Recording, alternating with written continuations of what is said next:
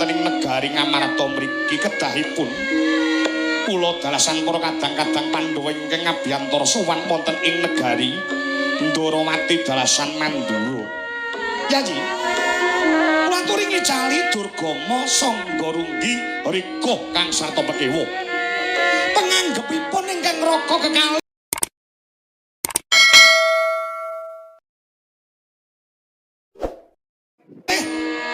Ngamarta ya Mandura, Mandura ya Ngamarta, Ngamarta ya Ndarawati, Ndarawati ya Ngamarta. Mila saking menika sampun darbani penggalih ingkang manika warna. Ngibaratipun nata ing Ndarawati dalasan Mandura prapta wonten negari Ngamarta menika kaya dene kebo mulih nyang kandhange dhewe. Wonten menapa, Yayi? Koko Prabu ngengeti kawontenan ingkang sampun dipun lampahi dening para Pandhawa duk nalika semanten ngantos rikelenggan samangke. Nalika para Pandhawa tasih lare rumiyin dipun sikara dening para kadang-kadang Kurawa badhe dipun krenah pejahipun dening para Kurawa duk nalika jaman lakon bali sigala-gala. Pekasanipun para Pandhawa keluar saka bebaya pati awit dipun tulungi kelawan Gusti ingkang akarya jagat asung pitulungan lumantar wujudipun garangan putih satemah para Pandhawa luar saka gegeni ingkang makantar-kantar. Sasampunipun menika negara Ngastina dipun kukuhi dening Koko Prabu Duryudana dalasan para kadang-kadang kula Kurawa. Pekasan para Pandhawa dipun paringi wujude wana gledhekan ingkang wujud wana gung liwang-liwung winastan wana Wisamarata.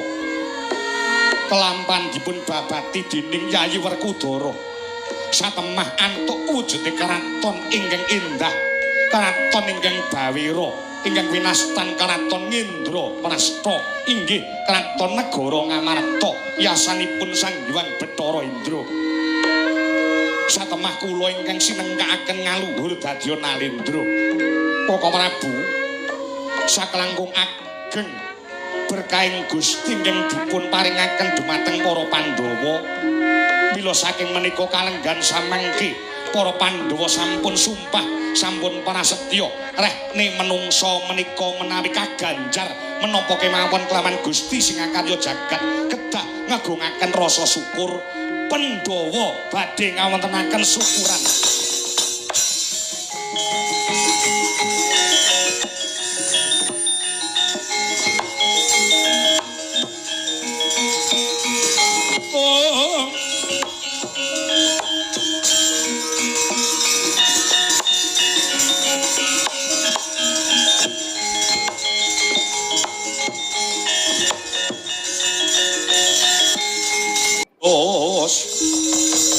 Amara wayanto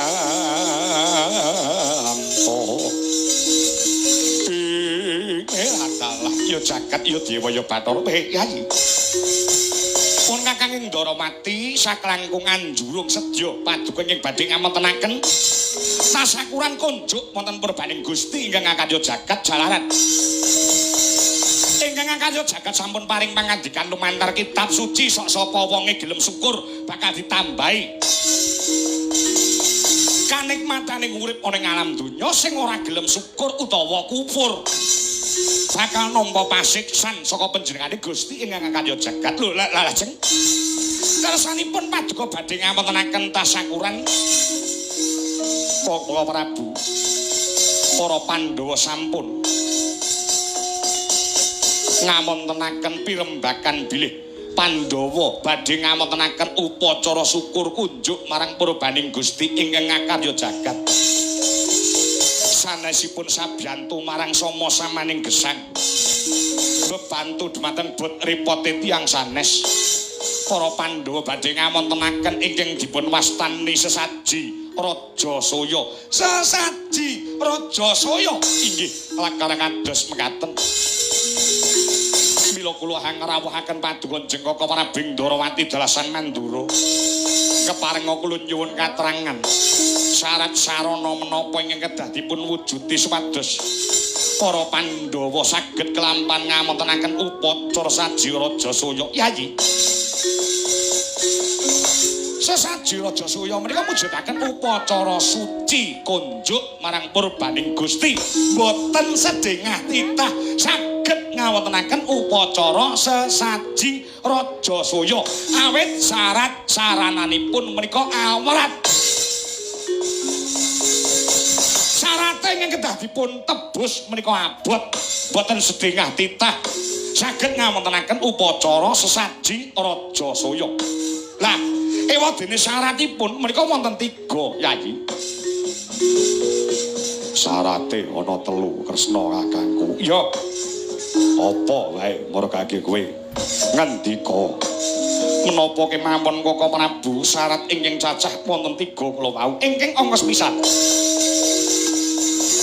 Para Pandhawa kedah saged ngrawuhaken Brahmana 7 ingkang gentur tapane manteng semedine cinaket kelawan Gustine dipun ngijabahi dongane. Kinen maca kitab suci wahyuning Ilahi kang sarta nyuwun marang purbaning Gusti ingkang akarya jagat menika syarat ingkang angka sepisan. Ewadene syarat ingkang angka 2 kedah saged ngrawuhaken minimal 100 negara. Ngrawuhaken ratu 100 negara. Menika paling sekedhik saya saged luwih. Lah, ingkang angka 3 kedah mawa tumba Ratu Angkara Murka. Dinten samangke waten 3 perkara. Iso ngrawone Brahmana 7, iso ngrawone ratu 100 negara, kang sarta golek tumbale sesaji Raja Soya niki mengke badhe kasembadan para Pandhawa ngawontenaken sesaji Raja Soya.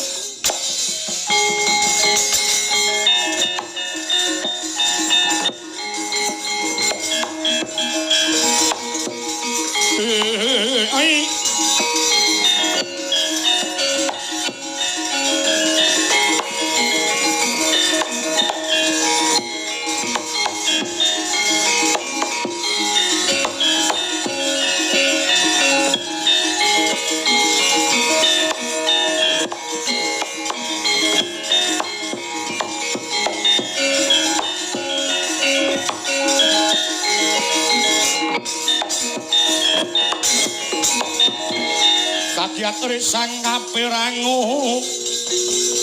ari nangkul kinempit kempit dosang retna ning bawana dosang retna ning bawana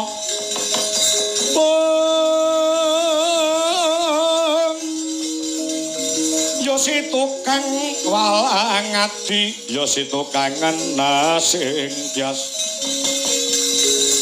yo si tukang kudu garing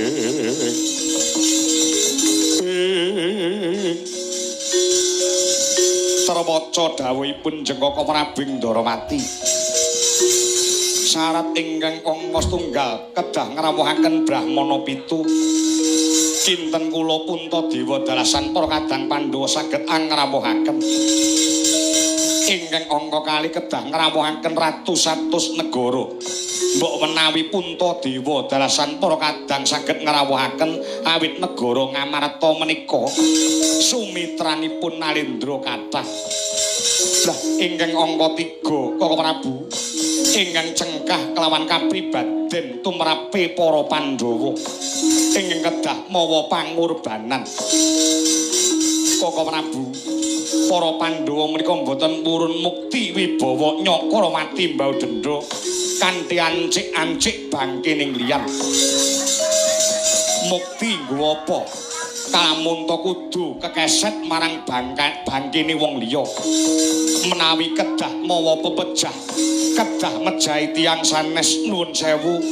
Kula jabel ucapipun pun Puntadewa tinimbang niki mengking glandang carang saka pucuk kedah mawa pangorbanan tiyang sanes ingkang boten lepat dumateng Praja Ngamarta langkung sae sesaji raja saya kula batalaken kemawon.